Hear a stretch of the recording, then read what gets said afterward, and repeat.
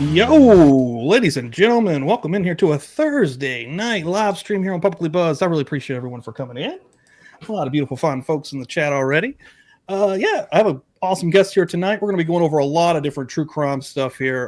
Really, anything that kind of pops up. I've got a couple of things to help us here, but really, this could go anywhere. And again, anyone in the chat, if you could hit the like, that'd help me out. If you give any shares, that could help us out as well on X, Discords, socials. Really appreciate it. Tuesday night was insane, by the way. We had a lot of wills happening. I think we went through 3 entire wills Tuesday. So there's another one working on that. I will keep eyes out, whether that's in my inbox or anything that comes through YouTube. So, but yeah, thanks everyone for coming in here. But I've got Mo back here. She's come in to, again, we're going to be talking some Lori Vallow here tonight. We're going to be talking a little bit of Bryan Kohberger. Stephan Sterns is about to be having some stuff going on this month and coming up in September. But yeah, without further ado, let me get Mo in here. What's up, Mo? Hello. How are you doing tonight? Well, I didn't wear my baby ponytail, but that's because I'm, trying to be. I have Evan Almighty on my to-do list because Lori said I had to watch it in order to understand. I think it's watch that, The Dark Crystal, The Secret of Nim, and then play the Beatles album backwards, and then I figure out her defense. Dude, I think you just cracked the Lori Vallow code with that. Yeah. Oh my Dude, God. Part of me wants to be there because I'm like, okay, Lori, explain it all to me like I'm dumb. So how exactly is Buddy Christ going to come in and save you? Yeah, dude. Like with the flood, like, are you going to build an ark out of gopher wood? Where are we going with this? Yeah, and before we got on there, I was kind of saying that, like, man, she kind of seems like she actually sort of enjoys this. Like, from the little bit I've seen, like, and I have a little bit of an interview snippet that we may look at here in a little bit, but dude, I think she actually enjoys the cameras on her. I think she enjoys talking about it. She enjoys the attention. The attention, that's what I was trying to get to. Attention. But I think that is going to be the big punishment, which is as much fun as I'm having watching her epic pro se, Dr. Lori, lawyer woman kind of going up there and trying to ask questions. Yeah, see, I haven't really I know the gist of basically the overall Lori Vallow and the Chad Daybell stuff, but some of this new stuff that's going on now, I don't really know a lot about it. So these are the cases in Arizona. So in the timeline, the Charles Vallow case would be the first murder, and that's where now I call him her brother boyfriend. Look, I think they were dating. I know there's something weird there, yeah. And he died like in 2019. Yes. Yes. Now, his was actually found to be pulmonary embolisms, or they actually did find it, but probably just happened to deal with Lori Vallow on a daily basis. He shorted out. However, I'd have to get away, I'd do it too. He's like, yeah, but yeah, dude. So that one's in Arizona. Yeah. So the other cases were in Idaho. Right. Yeah. So in the timeline, basically Charles dies first because they were banking on his life insurance. Unless you believe Lori, then it was self-defense. If you squint after you stare into the sun. But basically, all of this could be boiled down to, it seemed like they wanted money from their, their respective spouses' life insurance. They got it from Chad because Tammy was believed to have died from health complications. And they really didn't do an autopsy since it was considered a just natural cause death until the kids, didn't turn up and all of that stuff. So now I cannot remember if it was after Charles died that kind of the whole family of Lori's is crazy. But Lori's sister's daughter, or her niece, was in the Chad Daybell, so Melanie Boudreau. Now, I am not sure, and I don't know if Lori has given the Sudoku as to how, but they wanted Brandon out. Brandon was married to Melanie. They wanted Brandon out. So they accused him of being gay. Like, now I don't know how Lori had a divine revelation that Brandon was gay before he did, but it's just, Like, well, he is gay. That's a reason. well, but he's not. I mean, he and And he's not Melanie gay. had like 6 kids together. So there's obvious, I mean, either he is the worst gay ever. You're not very good at this, actually. You're prolifically fertile for, And everyone coming in here right now, thanks everyone for coming in. I appreciate it. Still see them flowing through. Dude, and yeah, I'm kind of looking here at some notes. I was trying to take a little bit earlier from Lori, and yeah, I'm seeing right here about Brandon Boudreaux, reason possibly to access his money or eliminate opposition to his beliefs. Yeah, so Lori was on the verge of getting excommunicated, and I think anyone who's kind of paid attention to any more Lori-ness or any of Lori's has kind of realized that her spirituality is very important to her. So if he was, trying to say, hey, this isn't, in line with LDS doctrine, we are going to get you or temple recommend taken away. So LDS church is a little different. They kind of have, think you have like your hometown kind of, local neighborhood church. And then you have sort of a bigger church, but you only go to temple for very important sacraments and sparingly. You're not going to the temple every Sunday, Okay. or generally most people don't.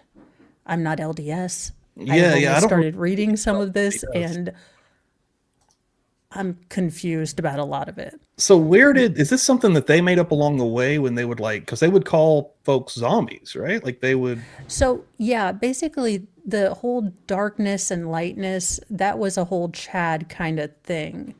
And again, I think that was more to give sort of a spiritual connection to them wanting people gone or people that would oppose their sort of viewpoints.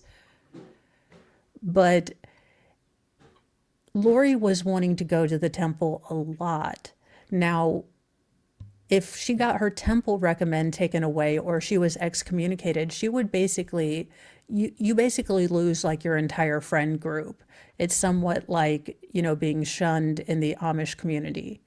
So a lot of, kind of community activities, family groups, different entertainment stuff is all kind of through your local ward church. So you're going to have, single, small group, your Very kids are culty. probably going to Sunday school or primary. If you've got older kids, they're going to secondary or getting ready for missionary. So it's a lot of, you kind of lose your entire friend group. Yeah, yeah, yeah. That is scary, actually. And again, kind of culty, right? Like it's all about control. Yeah. Yeah. I mean, I will say look, I'm a recovering Catholic, so it's not like I can throw any stones in the house of we don't have issues. But I will say that the LDS church, as someone who wasn't raised in it, is a little involved. At least, when you're outside looking in. Yeah, yeah. And religion in general for me religion is, I actually understand a lot of religion, why somebody would choose to be religious, whether that's through family and it's happened through your life, or you're afraid of death, right? And you want to have something I get that. I totally get that. And I don't, and I've probably said this on this channel 1,000 times, but I consider myself agnostic just because, like, I don't know, right? Like, I feel like Hey, there's something, but I don't know. So I well, can't just, that's you know what I why mean? I always say I'm the world's worst Christian. Like I think that we need all the different denominations, but that's just me. I think that just like you have visual learners and you have auditory learners and you have kinetic learners, why wouldn't we think that we would worship differently? Yeah, It yeah. it makes no sense. Now, I do like all the jokes we have about other denominations. That's the kind of religion I can get into. Let's make fun of each other. Yes, yes, yes. Yeah, anything that goes a little bit too extreme or takes itself too seriously is, I mean, I can't do it. Like, it's just, it usually turns me away. And even growing up, actually, in a Christian family and with friends who are a lot of Christians, like, I had some church experiences and it always rubbed me wrong. Always. It's you have to be in it, and it has to be for you. Yeah, yeah. And it has to be your own personal choice, I think. Yeah, I think so too. Like, you've got to find it along the way, right? Like, that Yeah. makes a lot of sense. Miss Dina coming through here with $5. She says, "I personally believe in the Church of Baseball, just like Bull Durham." Okay, nice. Thank you, Miss Dina. And I got you on the wheel here. And then right after that, True Crime Butterfly, who won a shirt on Tuesday, which was freaking sweet, gifted out a Awesome. membership. And I think I can see who got that. Rachel. Rachel, welcome in here. And let me get True Crime Butterfly on this wheel as we continue to build that thing. And yeah, I don't know what happened on Tuesday, but these people were so kind. Like, it was insane. Awesome sauce. It was a wild night. But yeah, we're going to keep on building that. Thank you so much, guys. I appreciate it. And but yeah, dude, Lori's. And so she has one coming up, or she's still in one right now. That's how So little I know. she's gotten done with the Charles and the Brandon Boudreaux. Now she's filed appeals in both the Charles Vallow and Brandon Boudreaux case. Most of the appeal, or what I've seen in the appeals, as not a lawyer, doesn't look like anything that's going to work, except for the Brandon Boudreaux. There was a criminalist who was fired, not on the Brandon Boudreaux case, but on a case kind of fairly shortly after that, for not being up to snuff and basically contaminating some of it. Oh, whoa. So Not that now, it's going to matter, but something may happen so there. she was the one that collected all of this. Now, they had other people, give her report and testify in court. So basically, they couldn't bring up the fact that this woman was fired. But I do think that is really the only sound sort of appellate thing she has in that, not being a Okay. lawyer. Interesting. Okay. Well, to have any kind of legs under her for anything like that is pretty wild. But again, you go back to some police making some kind of, you know, mess up, and that's how that can come back on you, man. That's something that I'm learning along the way. I've been doing this for about 2.5 years now, and by no means, like you said, I'm no legal expert, but I understand it a lot better now than I used to, and I really understand how the police investigation is incredibly important to be done properly. Because anything that they're messing up on, anything that Yes. they're taking liberties with, anything that they're trying to get you play a gotcha game, I mean, that's not good. You want it to be by the book, and if it's in court, I mean, yeah, and even like a lot of the little things that I see online, that's not necessarily murder, it's more petty stuff. Like, sometimes that stuff will get thrown out just because a cop is being overzealous or being a little bit too, Yeah. they have a something personal against them or whatever it is. Well, there was that really famous case, or really infamous, the father who shot his three sons. And I'm guessing I can't remember, it One was, where he was sitting out on the porch when they arrested him. yeah, That one was yeah. horrible. Yeah. Well, one of the detectives did not read him his correct, or the correct Miranda Oh rights. my So one God. of the confessions got fully knocked out. Oh, Now, I know he pled, but I mean, that's one example of if, and I get it. Look, I would be Dirty Harriet in there. I'd be like, give me the revolver and take yeah. like all six out of them except one.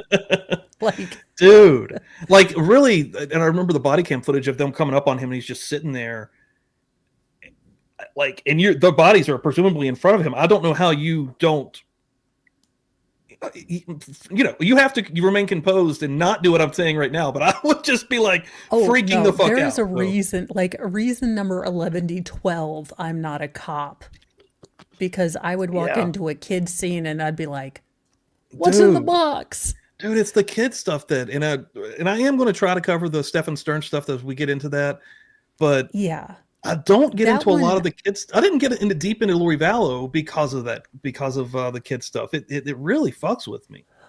I will say, the most grotesque thing, and the most grotesque iteration of Lori is when she is talking about her children, when she is trying to portray this, I was a good mama bear during this trial, when you know what was done to these children, and especially that interview with Nate Eaton, where she's like, I I don't say I'm a victim, but like I am here to bring the light of God to these poor lost women who are here in prison. I'm like, Oh my no, bitch, God. you is a murderer and you are kept there so that you don't keep your head on a swivel. These Dude. people don't understand. They benefit so greatly from the fact that we have evolved to do process because Mo's kind of okay with the wild, wild west approach to justice with some of these people. Dude, yeah, it's hard for me, which on X on a regular basis, I blow gaskets on these fucks. But yeah, like it's so much, man. And well, while we're here, actually, this will be a perfect time. Let me go over here and we'll watch just a little bit of this interview, which it's literally just like 2 minutes. It's 3 minutes. So it's just kind of like just a little snippet, just a little bit of the snippet of crazy here. Why did you decide to represent yourself? I'm not hearing it. Oh, okay. I was like, There's lots of reasons. wait a minute, is my internet broken? Obviously, being pro Hold on. per is Let me not an fix easy it. job.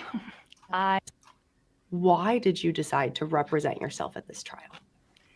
There's lots of reasons. Fucking Obviously, idiot. being pro per is not an easy job. I'm not an attorney. I do not have training to be an attorney. There's something that I figured out when I got to this jail. This experience has been 5 years running. Okay.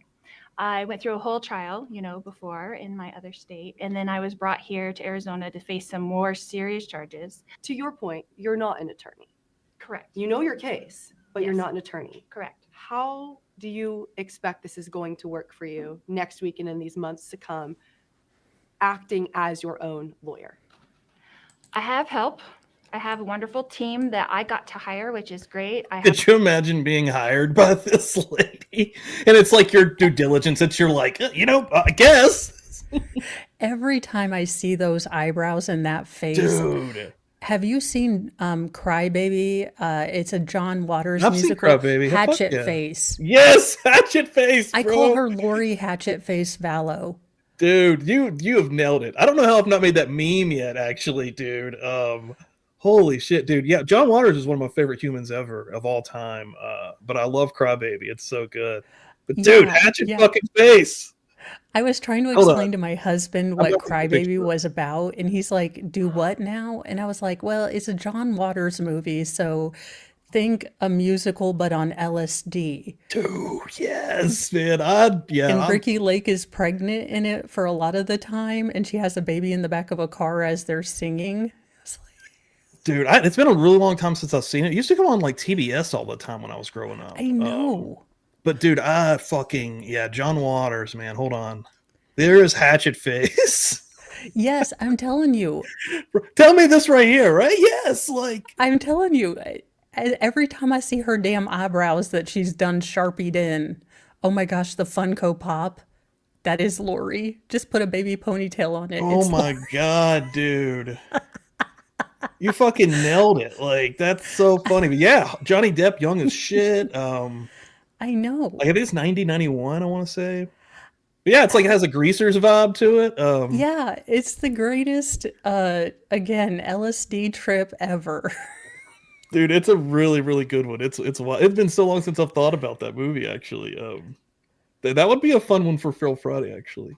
Yes, it would be. That'd be Because a good that one. is Like John Waters, I do love John, and that would probably be one to show that, or what was the one before that from '88? well, he had Hairspray. Hairspray is what I'm thinking about. Those would probably be the ones to show because they're a little bit, because he has some that are, I feel like they might run some folks off, but those would be good. Well, I love that. So Divine was also the inspiration for Ursula, who was also the inspiration for Nancy Grace. Whoa, dude! And Divine has a quote that is like the best. I don't even remember it verbatim, but like, dude, Divine has a quote from one of those old '70s ones of his that is like the best. Hold on, I bet I could find. I'm gonna play this. Hold on, I want to find that quote. It's I have amazing. my paralegal. That's wonderful. I have my investigator. I have my advisory council that helps me. I'm just going to do the best that I can. That's all I can do. I've been in the courtroom for some of this, and then I've watched it as well. When you're addressing the judge and the state, you can get a little snappy with them. And I know you're upset with what you feel is witnesses that are being precluded from the trial. What's your biggest complaint? What do you want to see happen? And is that the tone that you want to take throughout this trial? I don't think that I'm trying to set a tone. That's not my intention, is to set a tone. And I'm not a fighter. Okay. You're just So my naturally whole a life cunt? I've been a peace. Because yeah, she's getting like snippy in the. I've seen a few of those segments where they're kind of having to. She's getting a little. She inherently, it would be the same frustration any of us would feel if we were dropped into kind of a professional situation where it has a completely different language. She has no idea how she's supposed to confront. The sad thing is I can see where she's going with a lot of her arguments, and a good defense attorney could have, drilled down on some of this. But because she fundamentally doesn't understand this, because I don't know, following in the footsteps of Daryl Brooks isn't the smartest idea of anyone. And maybe what we would have seen from Sarah Boone if she didn't end up getting counsel, right? Like, yeah, because a lot of what Lori wanted to do was ask people about social media, what they had seen in the public. And the problem is that publicly she is known as a murderer, and she could not compute that by bringing in some of these, impressions that people had of her, that, again, people are allowed to bring in that she has been convicted of murder. The judge in denying her a lot of these things was trying to protect her. yeah, dude, and she's not understanding that fully. And dude, to represent yourself, which I mean, I said it before. She's fucked. Like, I maybe that's in the back of her head. This is a moment for me to kind of grandstand. And there's have been a couple of moments where she's had, which I've seen clips to where she was talking to somebody on the stand and being real rude to them, or trying to get a little bit more information about. Maybe it was like a lady that was seeing an ex, something like that. She was just like, oh, yeah, so she, again, the timeline is screwy, but Lori decided she was done with Charles. She basically left the marriage, left Charles with JJ, their autistic son. Now, prior to this, previous to their marriage, Lori had been stay at home. Charles did something in the financial sector, which meant I think he managed like public sector, maybe funds like teacher pensions or something, but he was gone a lot. So Lori decides she's just going to leaves Charles and JJ, doesn't tell them where she's going to be. She's gone for about 70 days. He has no idea. Like, she's not answering the phone. Her family has completely turned against him. She's basically stepped out of this marriage, and Charles knows that she's having an affair with Chad. In fact, he's found one of these emails where Lori's like, my name is Charles, and I used to be a minor league baseball player, and I know you're a great author, and I'd love you to write my story. And Charles is like, I wouldn't have anyone write my story, let alone this dipshit. So he total normal contacts, thought. well, I mean, Even normal, yeah. Like compared to her, man, that's that's where I would be like, what?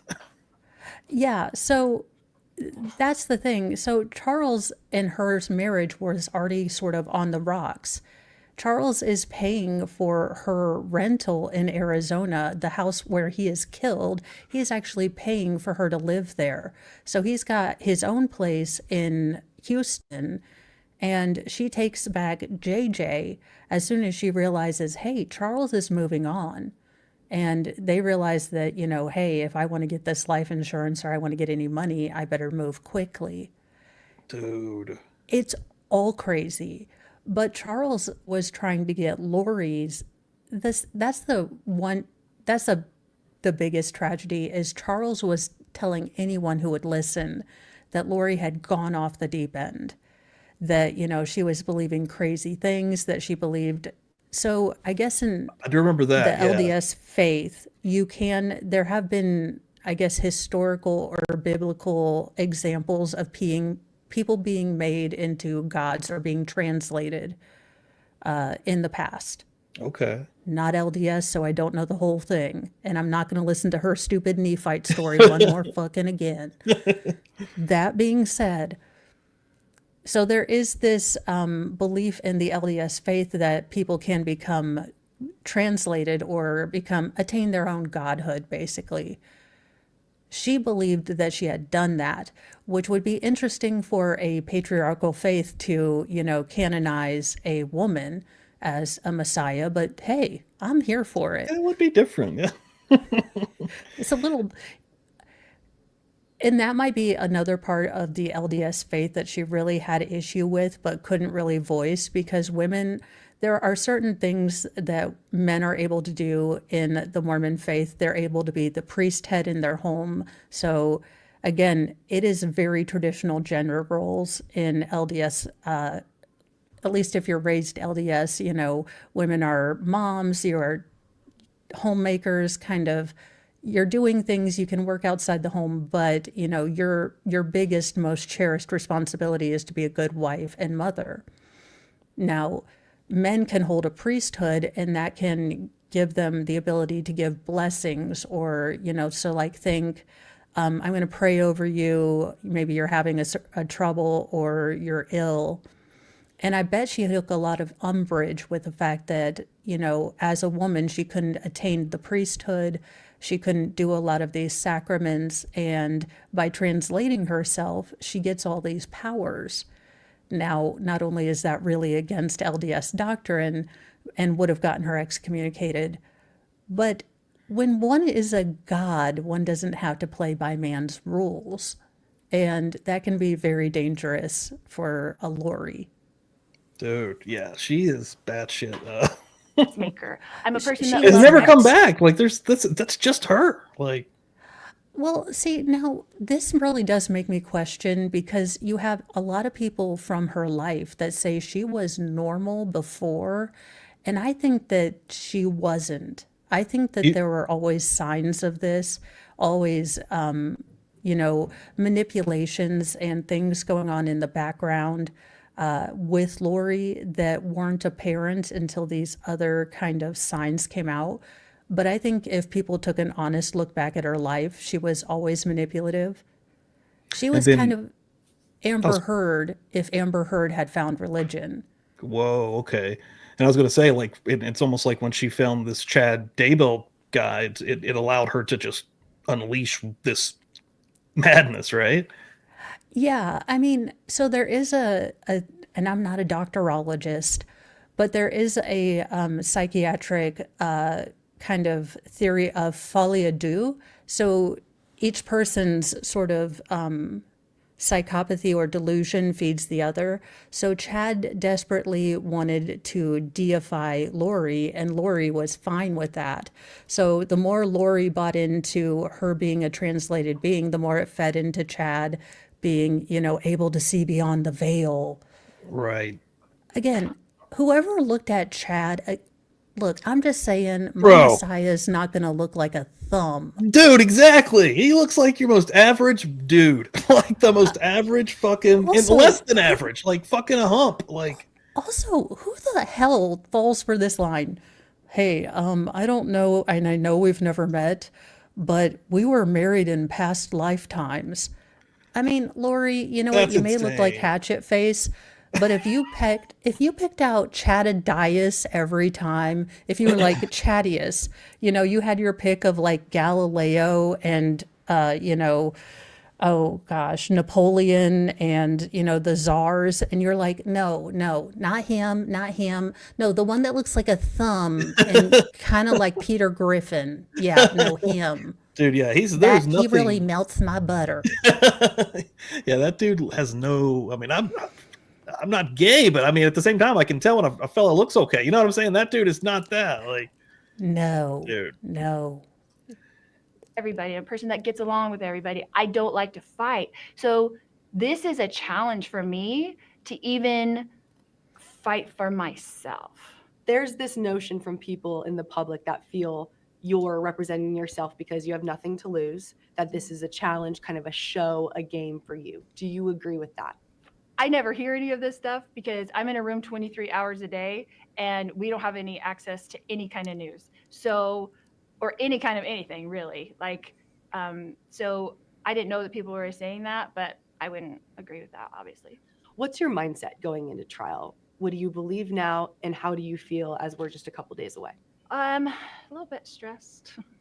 It's It's a big case. It's a big case. It's stressful. There's a lot of things. There's a lot of legal things that have to be done. We're working on stuff every day. We're working late into the night. The biggest challenge for me in this trial will be the logistics.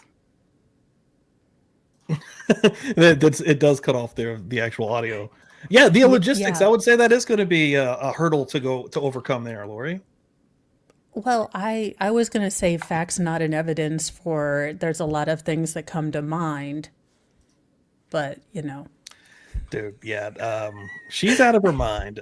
Which when I first started this, I did a couple of streams at the very beginning when it was kind of coming up with her original trial.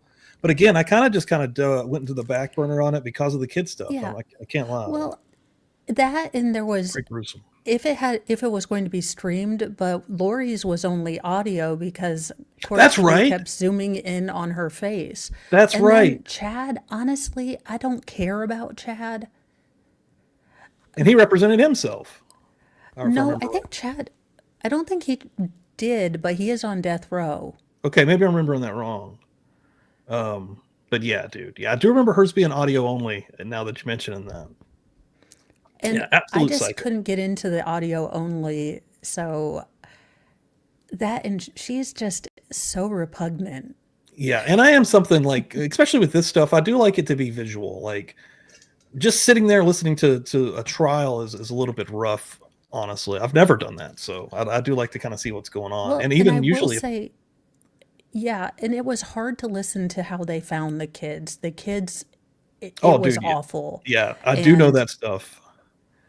and And like he's it, there, and he's calling her on the phone, and I think the burn pit, if I'm not mistaken. yeah, so JJ, the younger child, was found with a bag around his head, so he was asphyxiated.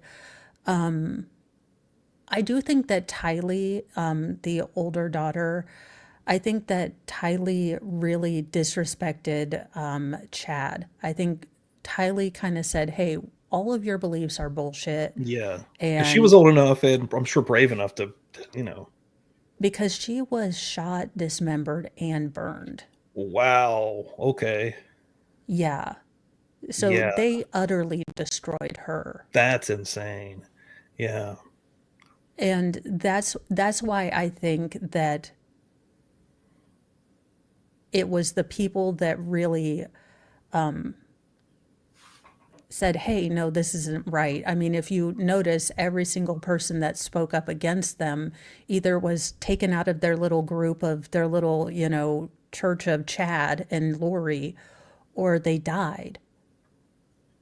Yeah, dude. Yeah, man. That was exactly what fucked me up in that one. It was just it's a lot. It's a lot, man. Yeah, well, and the saddest part for me is that to hear the witnesses say it. And again, I think that some of the people in their small group, especially Melanie Gibb, I think Melanie Gibb has a lot more to answer for.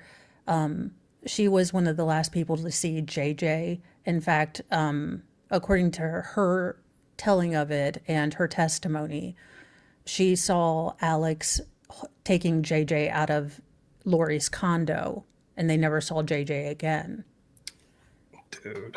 Yeah, and to be this family, man. Yeah. Yeah, to be Lori's family, I don't get it because they stuck by her for forever. Like, it's all a lie, and you guys are gonna see the truth. Jesus. Yeah, I mean, I guess that's just you want it to be so real, and you don't want to leave your family that you've loved your whole life. But Jesus Christ, like you've got to open up your eyes and realize what's going on here. I mean, at a certain point,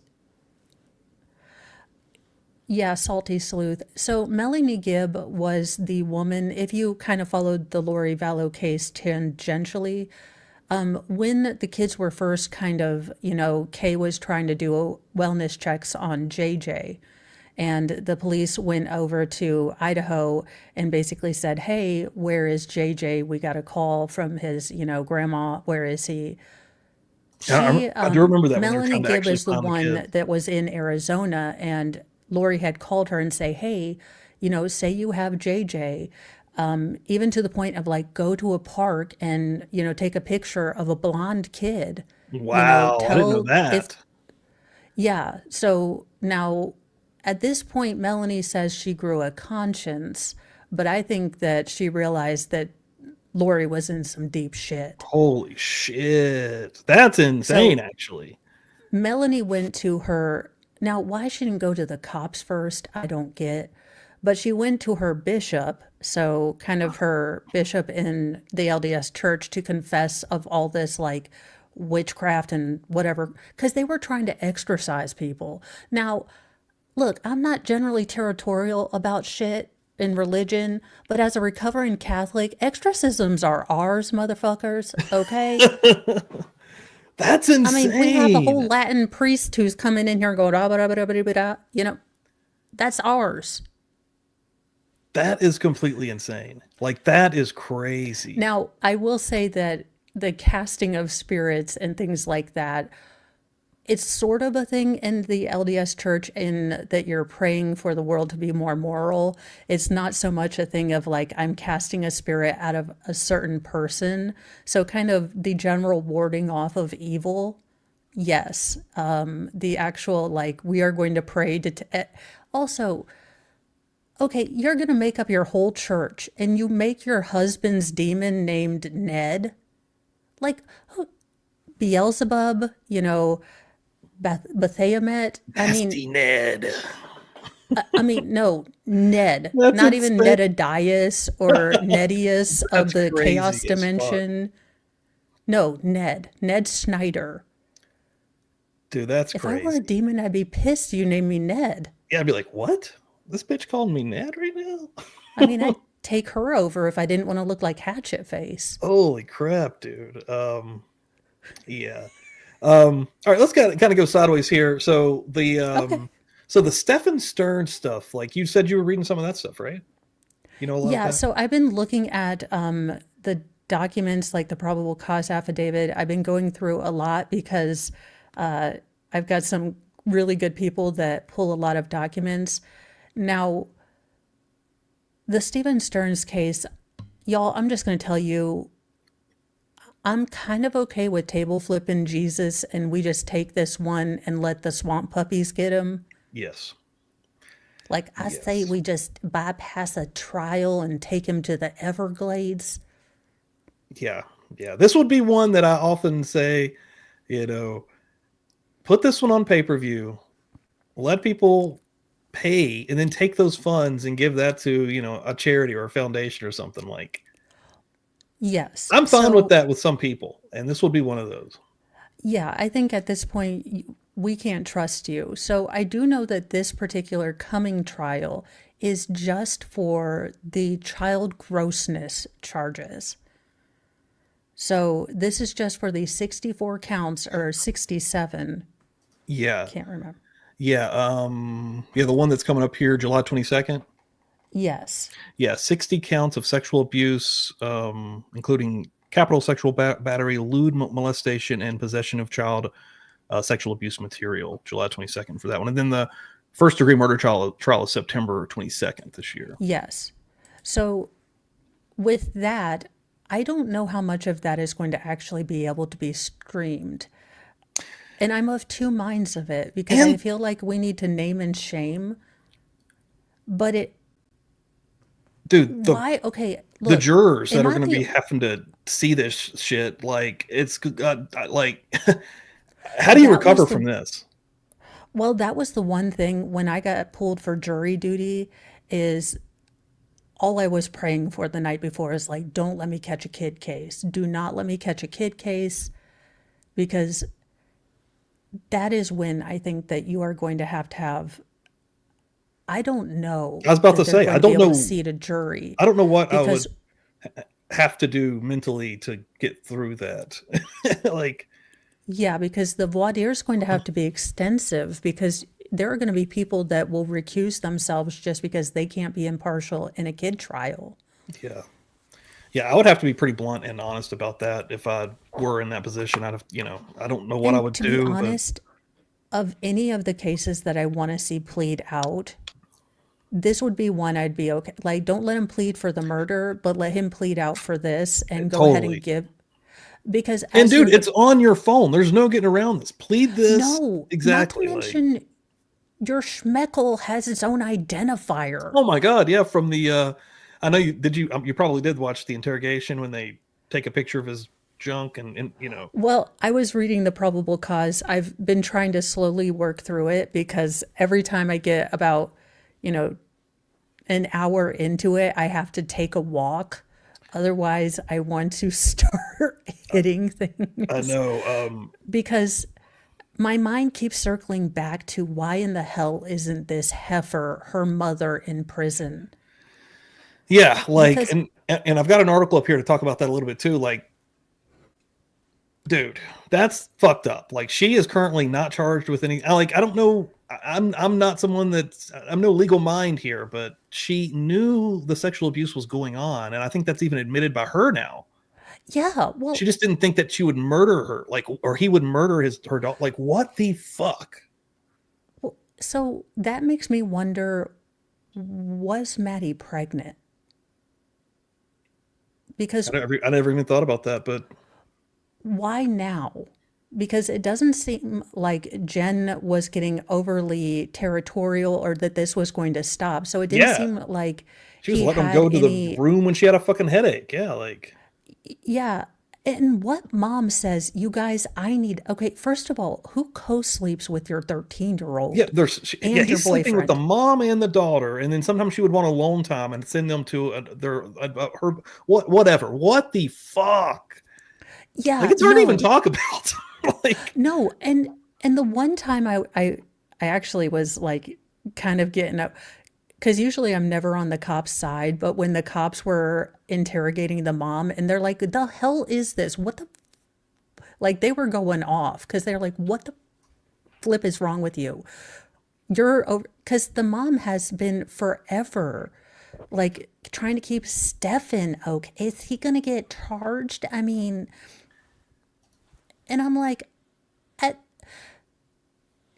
okay, here's what would happen if Mo finds out that the sick, twisted rat bastard that hurt my child is in the next room. Now, I am crippled and I am slow, but you would see me shuffling faster than Usain Bolt, and I have never thrown a punch in my damn life, but you would watch me throw a haymaker fit yeah, of like Will Smith and that flying defendant who leaped over to try to assault in the Vegas. judge. Yeah, yeah. Like, I'd get some hang time is what I'm saying. Yeah. Dude, and to go back to what you just said a second ago, why now? Like, why did, in this instance of, I'm imagining during sexual abuse, he choked her to death? Now, excuse me. So, like, is this like So I have a a Ted couple Bundy of moment? Like, he just literally snaps and like he's just I have a in couple of such thoughts. gratification. I can't even fathom what's happening. So I do wonder if Maddie was starting to talk to her friends. And you know how you think that your family's normal? So whatever culture you've kind of been raised in, I mean, maybe Maddie thinks this is normal. And as she's talking to more people, as she's, And going she to was getting to school, that age of being a teen, and yeah. and then my guess is that maybe there were some red flags and teachers were starting to notice, you know, because he's got a ready source of, and I hate to say it this way, he's got a ready prey right here. He's got a mom that's not going to do anything. He knows a mom's not going to do anything. So I do wonder if either she started fighting back, if she was pregnant, or if there started to be obvious signs of what was going on to the point, or what the hell were these roommates doing?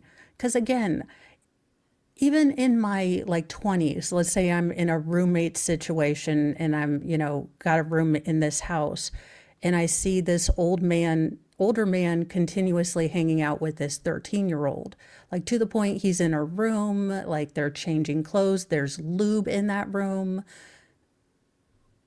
I'm gonna start saying something, You're gonna or I'm notice gonna something for pull sure. Maddie aside, and that's what I'm wondering is Maddie growing up and she's wanting to say no. She's saying no, you know, she's starting to fight back.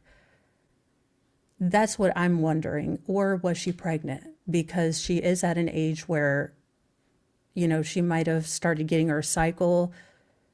You're not very regular when you start up. I don't know. Just none of this is making a sense to Yeah, me. it really doesn't because like you said, he's got for someone that is doing what he's doing, which is into to pedo shit. He was living like a king essentially. He had a mom that essentially didn't give a shit. It seems, and he had little access to this young ass girl. Yeah, like it doesn't make sense to kill her, like to actually strangle her to death, which isn't. But it goes back to almost like he isn't a serial killer. He hasn't killed multiple people that we know of, but some of these sexual sadistic serial killers that like there is a gratification with killing while you're getting sexually gratified or whatever. Like, Well, yeah. so I don't know if like it just overtook him, you know what I mean? And like literally like had this fog. I'd imagine it just in kind of where the angle I'm going at now, it lifts after she's dead and he's just like, what the fuck have I done? I don't know. Yeah, or she says, "Look, you need to stop. Or I'm gonna fighting tell back. somebody." Or yes, fighting back and he snaps. And dude, have you watched any of the interrogation or any of the video, the body cam or any of that? So I've been more reading the documents because I want to make sure I've got all of kind of the timeline, because I was a little confused at beginning of how they even narrowed in on him. And then I realized that it was because he busted a tire and someone noticed the vehicle. Dude, he's an idiot too. Like his whole story was crazy. So there's this one body cam footage thing that's not even the interrogation. It's before he gets arrested. And they're just kind of talking to him, and he's fidgety and weird as fuck. And they are asking if they can take his phone. And he is just like, he's like, oh, you know what? Yes, I did, because he reminded me. Now it's a famous UK case. Crap. And it was actually the boyfriend of the grandma. But, and I cannot remember the name of the daughter or the little girl who passed away. But basically, it was a big case in the UK. He said that the last time he'd seen her, she was going into town to go buy some sweets or something, just, go do that. They ended up finding her in the attic space, and there had been a lot of videos with her on it as well. And he reacted the same way in a lot of the interviews. He was extra emotional, crying, but didn't really have good explanations as to where he was. So it really is. That's interesting. It really reminded me of that. Because this dude was just having a little bit of a panic attack, and then he starts like, because he tried to factory reset his phone that day as well. Oh yeah. and they always are going to be able to extract this stuff, right? And then they found dude. Could you even imagine when he's probably thinking at the very beginning, oh, factory reset it, I'm good. But there's got to be something in the back of his head, right? I mean, all of that material is on his phone. And then after they get his computer from his parents' house, who seem like somebody said it in the chat here, like it seems like his parents coddled this guy well into his deep adult years. But they get this Sterns computer from his house, and it's got like an ungodly amount of child porn on it. Like, Jesus, dude. And he didn't have a job. Like, what did he do? Collect Pokemon cards and go to the vape shop? He's a fucking weird nerd. Yeah, he's like collecting action figures, and he's worried about that. Some of these jailhouse calls are very. I heard a phone call where he's like, "Okay, Mom, Dad, you don't have to take the Funko Pops out of the bags yet. Like they're still in mint condition." I'm like, Steven, dude, he's literally like, those toys. We don't know what's going on here yet. Don't sell anything. Like, Jesus fucking Christ! I wouldn't sell those. I'd take a picture of his stupid figurines burning in the front yard. Dude, and the way, like, I get family stuff, and I've seen this happen numerous times. The family stick by their sons or their whatever. I do get it to a degree, but good God, like, to hear the way his parents talk to him on the phone in jail is so maddening. Although they will even get up enough gumption to kind of like get into the, did you do this? Right. And he'll always just go back to no. And then they just accept it. Like they know. It's hard. I don't know. I'm not a parent. I don't know, but I can't imagine if you were a fairly decent human being to have to grapple with the fact that not only was the person that you raised doing this kind of stuff, but also that they did this. And just imagining that, you know, because again, they remember him. I get it sort of because they remember him coming home from the hospital. They remember, you know, going to the ultrasound and things like that. Like there's a part of me that does get it. But it's hard to get until you get. So I get, because it's the same way that, let's say, you know, a lot of these parents tend to have a blind spot. Bundy's mother never stopped supporting him. Yeah. Well, also, why is he like 36 and doesn't have a job? Like that's the part I don't get. Yeah, dude, he's a gray bearded, you know what I mean? He's a fucking man child. If I've ever seen a man fucking child, it's this guy. Yes. Like it's about as bad as it gets out there. Like, good God, man.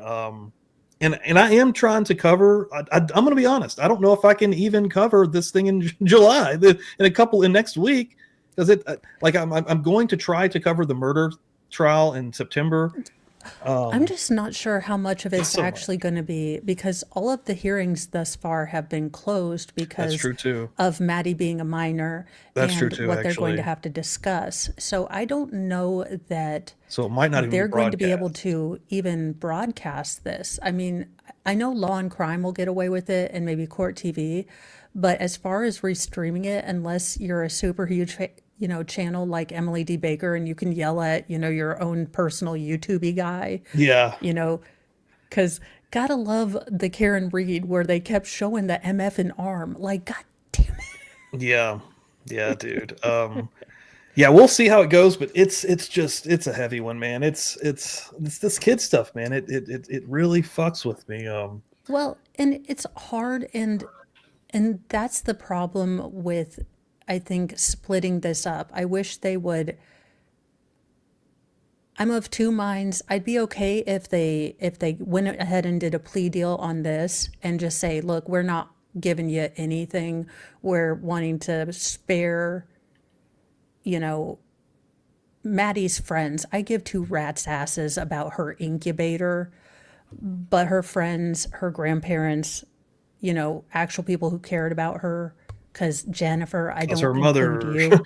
Yeah, and I've done some other streams on this. It's been a while. Me and my buddy Chris Stewart did it, and we didn't really go down the mother route, the Jennifer Soto route, too heavily because, again, she isn't actually charged with anything.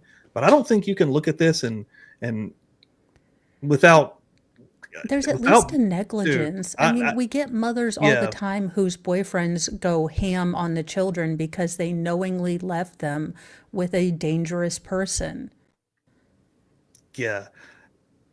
Like, I'm interested to see but I don't know if they're going to get to a point where they can charge her, if it's just, she hasn't just okay. So her having the knowledge of this happening, if they were able to prove that, would they advance and try to arrest her, I guess would be my question. Because that would be something, I guess it's ultimately would be hard to prove.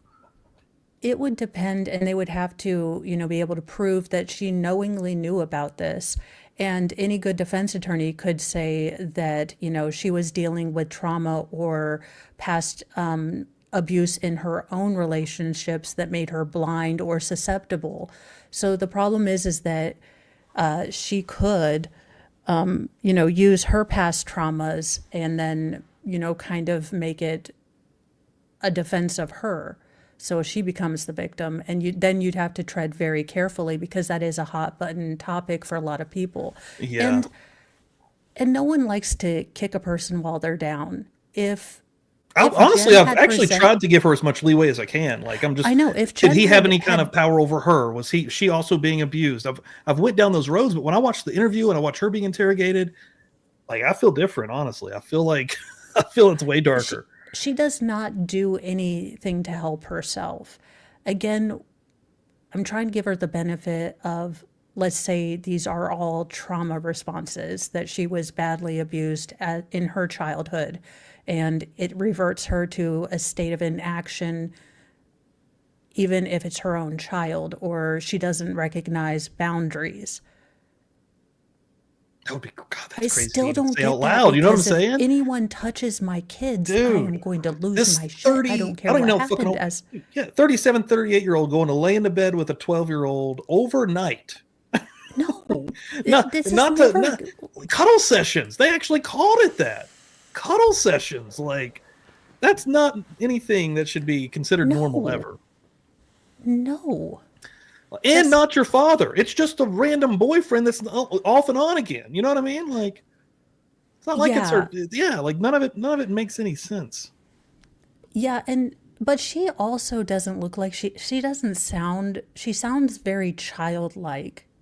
So, and I know that she has a lot of medical diagnoses and she's on a lot of medication, so I don't know how aware of anything she was. Yeah. Honestly, I could totally.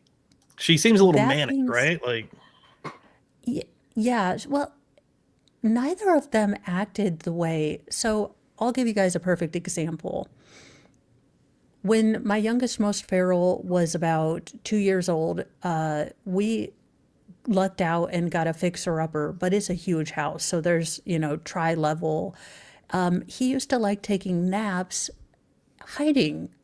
And one day I looked all through the house, like every single place in our house, could not find him, ran up and down our neighborhood because we have a lake to one side and our backyard kind of abuts to a nature kind of area.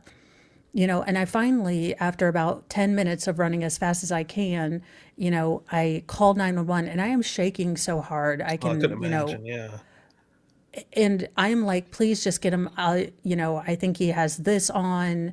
Now, of course, as soon as the nice, elderly deputy comes into my house, my youngest, most feral, climbs up from the basement. He's like, Mommy, I'm sleepy. I love you. And I'm like, you are lucky a deputy is here, dude, for your safety. That would be so traumatizing, actually.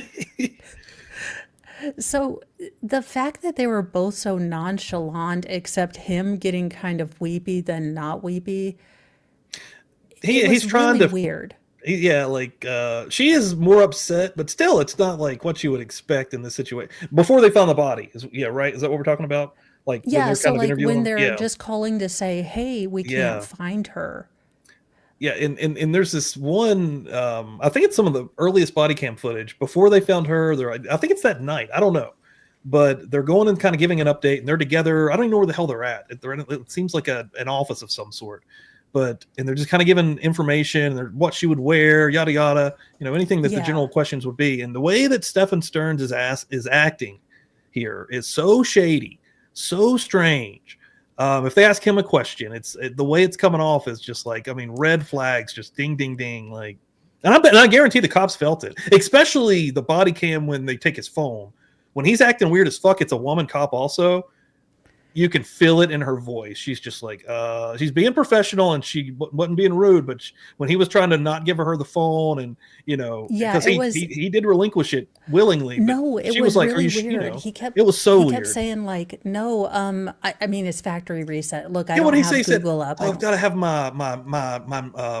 my dates, or I've got stuff in there I need to look at. Like little things like that. It's like, you don't understand what's happening right now? Not to mention, like, you have a full fucking itinerary. Like, you are unemployed and you went to the vape shop, and to go buy Pokemon cards. Toy store, yeah. Like, this is what he's hitting up right now. Like that was his big. That was his big day. Like, he's like, God. No, I need to look at my agenda and my personal assistant. Dude, yeah, what a piece of shit. So yeah, I'm going to be looking at that one as we continue. I've seen a few people here in the chat saying it looks like it is going to be streamed. So oh, cool. So I will, and again, I'm not going to promise next week, but I'm going to try to do the actual murder trial in September. And I'll probably will keep doing shows here and there and touching on it and just kind of giving little updates. But But yeah, dude, it's a rough one. And the other thing I did want to touch on before we do get out of here tonight was something I know you didn't touch. You weren't on top of completely, the Bryan Kohberger stuff. But No, I will say it is getting interesting.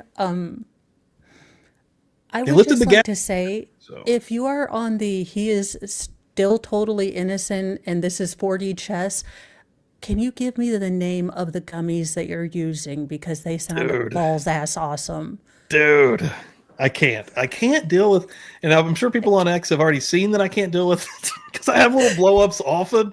But good God, these people are relentless with this shit. He Well- literally in open court admitted that he is a murderer with no remorse whatsoever. Stone cold. Yes. No, Yes. and I mean, and I Jesus mean- fuck. Stanley Kubrick in like full shining, heyday could not have cast a better creepy weird looking dude than Bryan Kohberger. Like central casting for the Ed Gein story. Dude. This dude. So fucking like that stare, that face, the pictures immediately after, the picture with the thumb up. Are you kidding me? Hey, that's a celebratory picture hours after the murder. 5 Now- hours after the murder. It was like 9 something in the morning.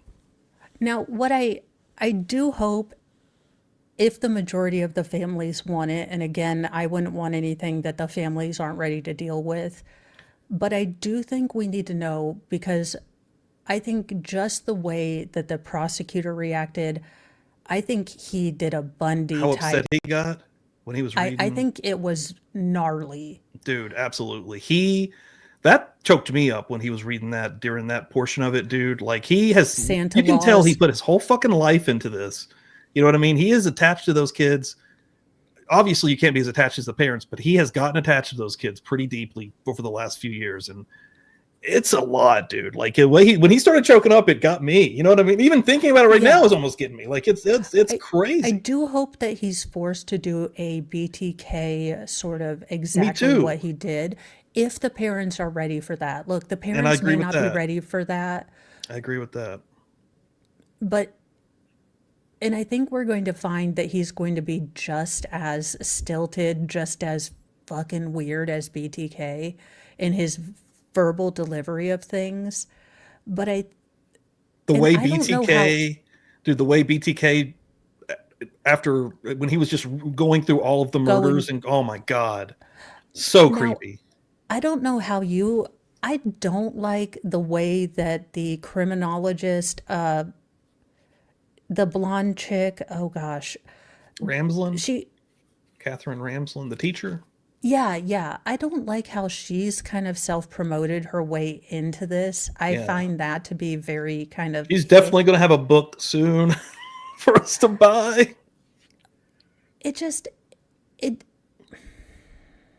When I first started getting into this, and it was before he was actually arrested, she appeared on Surviving the Survivors podcast. After he was arrested and it came out that she was his teacher, she backed off until here recently. She started coming back out a little bit. But in the very beginning, she was brought onto these panels, and before it was even known it was one of her students. And she was going in depth about basically, all of her, which I mean, it's interesting. I give her that. Like, interesting, but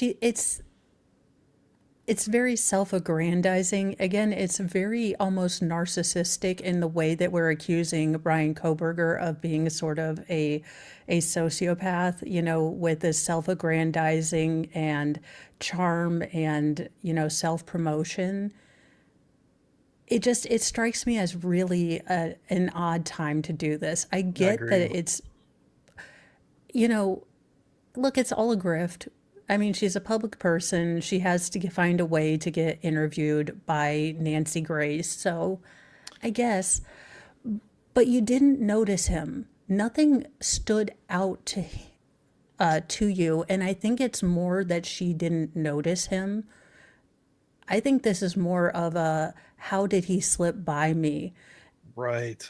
And it's more personal than I think an actual looking in. I think she feels affronted that she didn't see it in him. Could totally see that. Yeah. And when you do kind of watch her interviews, she won't admit that, and she really gives up very little about that side of it. But yeah, I kind of get that vibe as well, man. Like, and again, she can turn this into, I mean, an extra bit of career, or whatever. Because I know she does she writes books and stuff. Because I feel like Anne Rule, she was like the queen of true crime, but she never felt this gross to me. Like, I still got that she was writing stories, with a bent to make money. We're right now on book club every Tuesday night. I do a members only book club, and we're reading The Stranger Beside Me, the Anne Rule book. And yeah, I mean, it's crazy also Ramson, I guess, is the best comparison to Anne Rule in that capacity, because she still treats Kohberger like a person. Like, not that you shouldn't treat him like a person necessarily, but the way she is interviewed, she's not talking about him as if he's a monster at all. And Anne Rule went on that, kept that for quite a while before she was convinced, right? Like and I guess that's where she was friends with Bundy before, and they worked in the crisis call center. I do get that.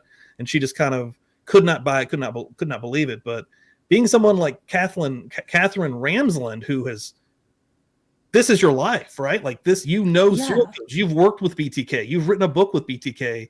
You should be able to see, especially now. Like, I don't know. Like, yeah, she's a little odd, man.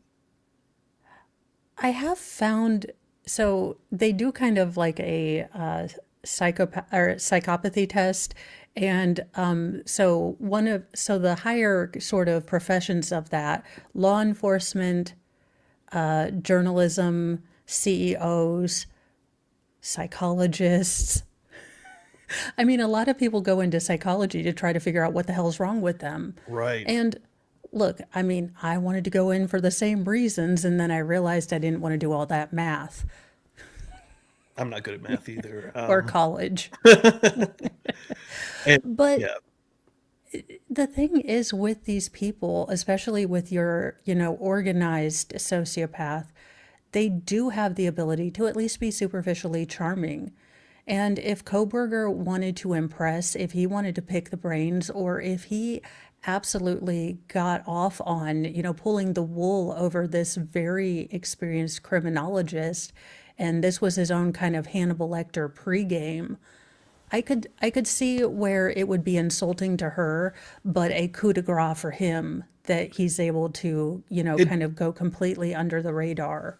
It does almost sort of seem like that. Have you read any of his like teenage writings that are out there on that one weird website? No, Kohberger literally, that deep primal part of your brain that's like creepy, scary. From the get-go, I know he's innocent until he was presumed guilty, but he set off every single one of my, this is a weird guy and this is a dangerous guy. So I didn't get into it. And with the bigger cases, I try to kind of stay away from them. So when they finally do get to trial, you guys are getting an open book. Yeah. That's how I did the first Karen Reed. I felt so bad. I came in and I'm like, I'm not meaning to be stupid here, but that's a rough one to come into like that. Yeah, dude. Because they're so vicious. Like if you're coming in there, even trying to learn, they're like, who's this bitch? I was like, are we ever going to get off the snow and how the guy died? Yeah. The first go around on Karen, I actually covered it here. Me and Dan did, and that's why I decided not to cover it the second go, because it was just so contentious and brutal. It was a trial to get through. But yeah, you know what? I actually like that. I like that you try to go into it with a blank slate, so to speak, because I mean, yeah, you can definitely become tainted. Like, hell, look at these people that are still broken right now because they trusted these rando YouTubers to, read legal documents, and they don't know what the fuck they're saying. You know what I mean? Like, and they're just lost. Well, you and I are pretty open about the fact that we're not lawyers, and I don't think that you have to be a lawyer to follow trials, but you need to be honest when you're like, look, I am between me, God, and Google. We are trying to figure what these things mean. Yes, dude. Absolutely. But then you also have people that come out with these wild speculations, and it's like, the conspiracy stuff. I tell people hey, this is all my speculation. But you have people that come out or that say different things. And I get it. This is a business. But that's not I how I do get it. conduct I know what's my going on. but that's not how I conduct my channel. And Same, it dude. gives the Same. rest of us, it makes us all look stupid I'm with you. when, Like dude, yeah, that's the biggest thing that really messes with me is the way that because like you're saying, it's okay to, kind of like hypothesize and just kind of think about it, or maybe this or maybe that. But then, like at the end of it, if you're going down a conspiracy route, you don't just like marry that conspiracy and never leave it when logic has presented itself, or in this case, the man admitting it. Like I just don't, I can't. I yeah, don't know what's going yeah, on, I, but I do think that I do want to know more about his childhood because I do wonder if he had sort of the trifecta that we're, generally looking at when you see a serial offender, the bedwetting into teenage or, older years, some sort of abuse in his childhood and animal abuse. Now, I do know he was vegan, so well, maybe he just annoyed others about eating meat, and which, there's one thing that so I was deep into this at one point in time. At the very beginning, I went months just covering this, and I even got lost in the conspiracy stuff multiple times. But 2 days before the actual murders of the Idaho Four of those kids, a dog named Buddy was killed like a couple streets over. And I actually did a story on this like early in this channel. I'm pretty sure it's still up. Like it was actually it was a really early good video for me. But I was in it just kind of theorizing the possibility: is this something that I don't even think he'd been caught yet when I was making this video. Like, could the killer have also done this? I don't know if it's practicing, but this dog was mutilated with a knife. I also wonder if he had a lot of dark writings. Again, I didn't get deep into his background, so I know that he had kind of, from the very cursory look I did before the trial was supposed to start, I did notice that, or know enough that he had been somewhat overweight, Yeah, then had an addiction to heroin, I heroin, think, that which is helped him crazy. lose weight. To come off of heroin is nuts. I do know that he has either recently been diagnosed or was somewhere on the spectrum, according to some That's what people. they say. Yeah, his defense team says, and I guess that's So legit. I don't know. I don't know if he's like, Gen Zer, like self-diagnosed from a TikTok ad. So I don't know. So he did have something called visual snow. And that's something that he wrote about as a teenager on this like chat thing called Tapatalk, and you can still find those online right now. I did a show not long ago with a guy named Jack, who's like, he's a language analysis guy, Oh, expert, and dude, it was really interesting to kind of get him to go through. And so there's lots of posts on there. They're just kind of whatever, but there's one post that is fucking crazy. Like it is him basically saying he sees people as nothing. He thinks of himself as nothing. Like it gets dark. It's very dark. And that was probably be the most interesting one. That's almost like, and then if you bring that up to like, especially like people that are pro Kohberger even to this day, it's a teenager writing that on the internet. And I get that, I've said some dumb shit on the internet, especially as a younger person, but I also haven't went on to murder anybody. Right. So like you take into account that well, this guy went on yeah, to become a murderer, admitted murderer, let's just say that, and then you go back yeah. and look at this writing. Holy shit. I'll send this one to you. It's very interesting to read. It does speak to people being objects and not holding any intrinsic value to him. So, Dude, you that's know, literally what he's saying in this. Yeah, exactly that. and the lack of empathy. I mean, he doesn't No see other empathy. people as people, and therefore and I think, look, here's the other thing I hate is this whole autism becoming an excuse for criminality. I know many people who are either on the spectrum or high functioning, and they're the nicest people. You have to learn them how they interact, how they communicate. You have to be patient Yeah, man. and meet them on their level. But I am so tired of this.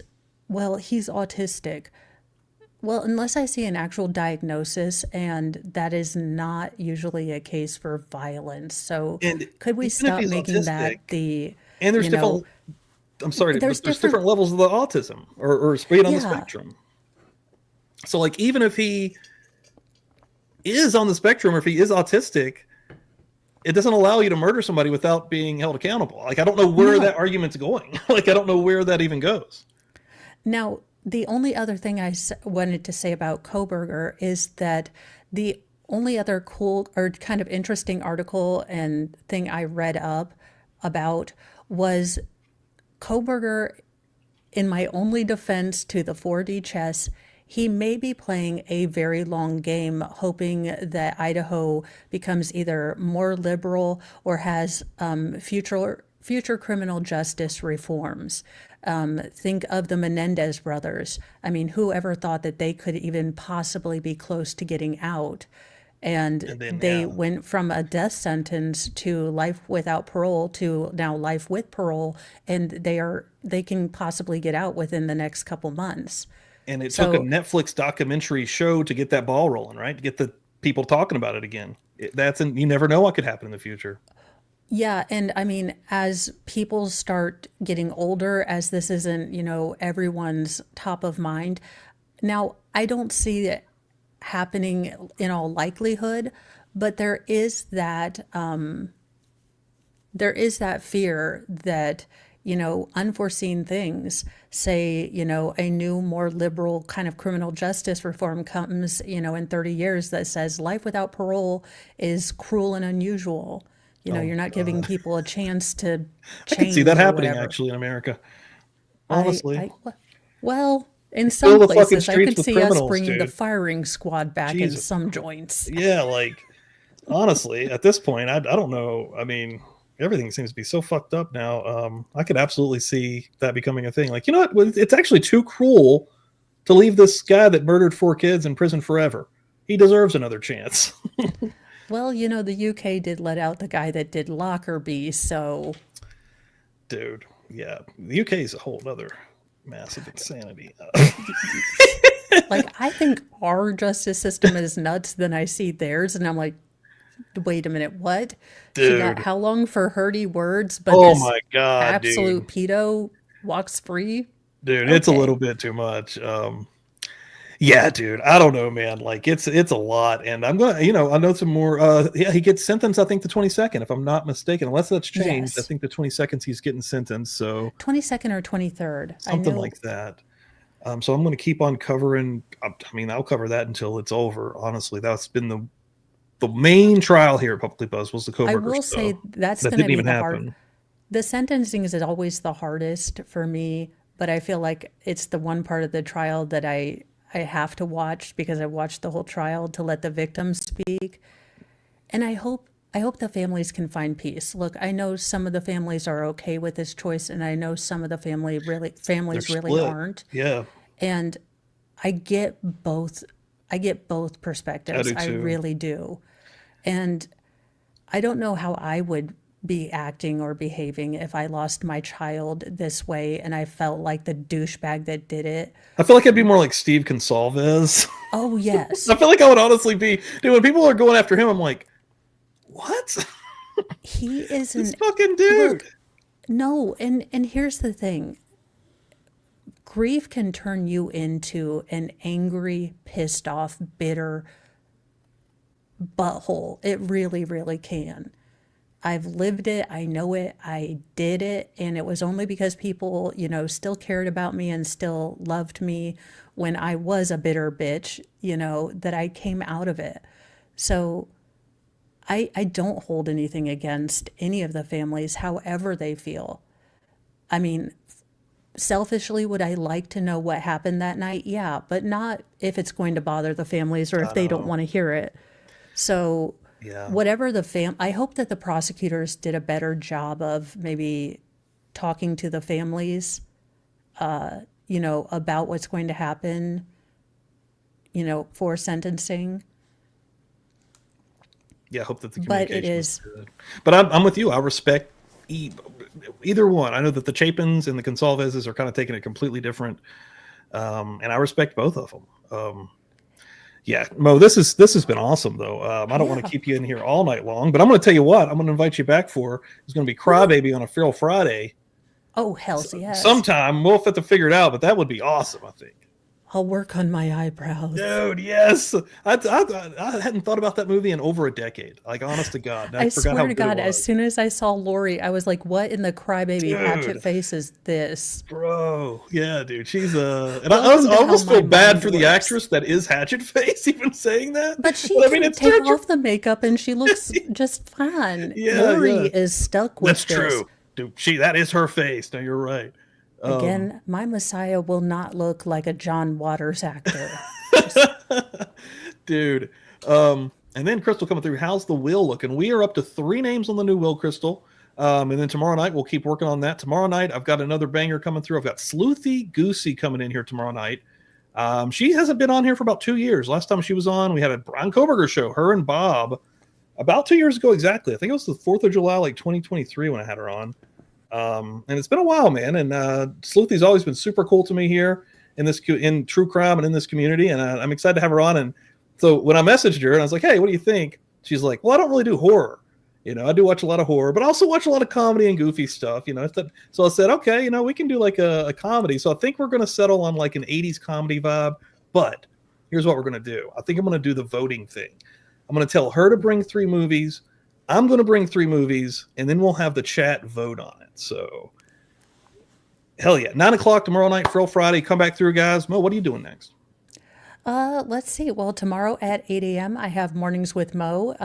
So it's about an hour before trials start. Headlines, true crime, and the absurd, except for Fridays where I just try to find the absurd. So basically nothing political.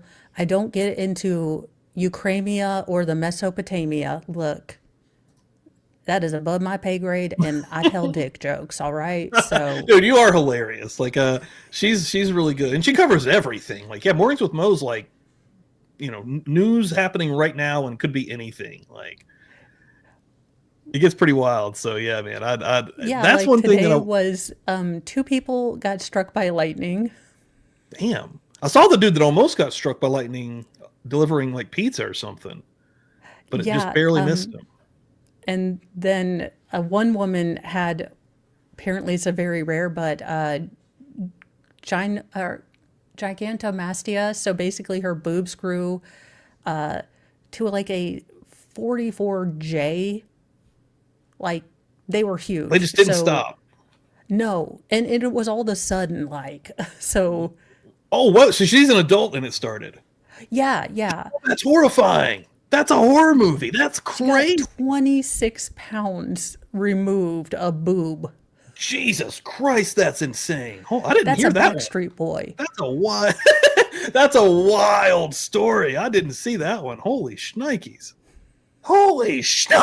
That's insane, dude. Wow. Okay. Now, I try to keep it mostly, and I do have Lord Chippy, so usually I find 3 true crimers that deserve. Lord Chippy may be my anthropomorphic wood chipper co-host.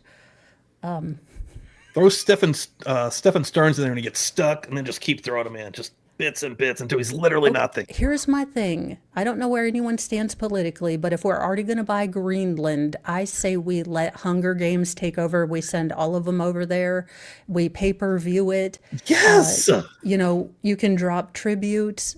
I mean, who doesn't want to see Daryl Brooks getting, harried by some weird, freaky mutation animals? Dude, I'm loving this. I'd be there. I'm loving this. Yes. The worst of the worst go on this fucking Snake Island. Yeah, man. That's the other place I send. So Snake Island is actually a literal place. It's an island off of Brazil that has the most snakes per like square mile. It's actually illegal for you to go on there because most of them are poisonous. But I say we annex Snake Island and send most of these people to it. I like that. Man. I think that's perfect. And again, get drones with cams on it, flying around watching this. Oh, dude. We're making money. Doge, the dude. debt would be solved in one weekend with a bunch of assholes on gummies. Dude, hell yes. I am with you. Yeah, dude, fuck some of these people, man.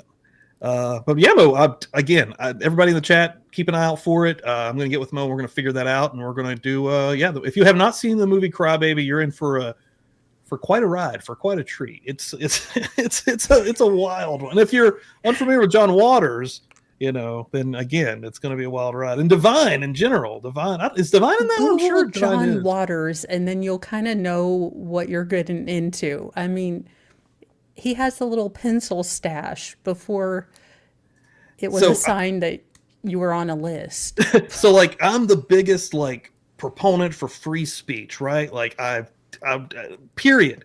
And dude, he is like one of those dudes. He's one of those OGs from, I think he started making movies in the early 70s that really pushed the envelope well beyond where it should have been pushed.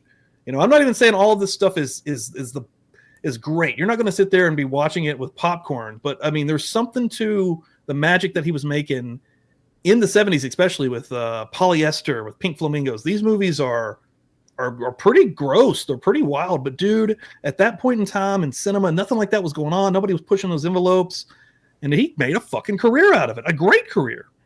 I remember the first time I saw Hairspray, and I told my mom, I was like, I don't want to be mean, but Tracy's mom's really ugly. And she's like, she's a dude. That's a man. And I was like, dude, but his boobs are so great. Dude, like Divine. His boobs look Hold on. I was like, but his boobs look natural. I remember having this entire conversation. Oh my God, yeah. And like, I didn't find that fucking quote. There's a Divine quote that is like, there's so many of them. When I popped them up, there's just endless Divine quotes. But there's one that really always stuck out with me. It was just basically a free speech quote, fuck you. You know what I mean? That's exactly what it is. But yeah, no, I remember watching Hairspray as a child also on television and being very confused. Like what's really, this is a family? Like that's a dude. Like, well, not that there's anything wrong. At least God, it was a dude. I was just thinking it's an East German woman. I was like, okay. I was like, maybe it's Janet Reno's mom. Like, I don't know. Dude. Divine has passed on a long time ago, I'm pretty sure as well. But Divine and John Waters were making some insanity. Honestly, those movies of John Waters is like the lifeline of like Feral Friday. Like that's why I love cinema, honestly. Like I really love fucked up movies, and John Waters is a big part of that. Like he ruined me in a lot of ways, but the Crybaby's going to blow everyone's mind. That one's Johnny fucking Depp working with John Waters is insanity. Singing, and I had no way. Like, yeah, it's going to be insanity. Well, that's going to be Halle Berry. I know you've seen some John Waters. She likes some fucked up movies. And 24 months as a member here, dude. That's 2 years. Holy shit, dude! And the kindest folks here at the Buzz Nation. And everyone, come back tomorrow. Make sure you're subbed up to Mo. Click her name down there. Thank you so much. I feel like I'm forgetting something, but I'm probably not. Come back tomorrow 9 for Feral Friday, and make sure you're joining Mo in the morning. And have a great rest of your evening, guys. Thank you all for coming in with us here tonight. Let me make sure. Hold on. I got this. Mo, thank you. Thank you, guys.